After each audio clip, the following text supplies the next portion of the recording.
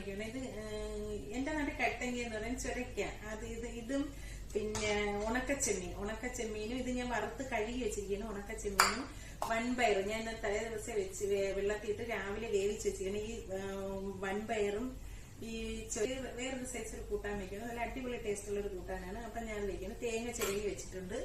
ഞാനിത് ചെറുതായിട്ട് ഈ സൈസിൽ അരിഞ്ഞു വെച്ചിട്ടുണ്ട്. എല്ലായിടത്തിലും പകുതി എടുത്തുള്ളൂ. അപ്പൊ നമുക്ക് ഈ വൻപയറിലൊരു ശക്കലം വെള്ളമുണ്ട്, അതിനകത്തോട്ട് ഇത് ഇട്ട് കൊടുക്കാം. ഞാൻ കഴുകിയൊക്കെയാണ് അരിഞ്ഞു വെച്ചിരിക്കുന്നത്. ഇതിനകത്തോട്ട് ഇട്ട് കൊടുത്ത് അപ്പൊ ഗേസ് എനിക്കുള്ള കൂട്ടാൻ റെഡി ആയിട്ടുണ്ട്. ഞാൻ അതിൽ അരപ്പിടാൻ പോകുവാണ് കേട്ടാ. അരച്ചുകൊണ്ട് വെച്ചിരിക്കുന്നത് കറിവേപ്പിലയും കൂടെ അരച്ചിട്ടുണ്ട് ഞാൻ.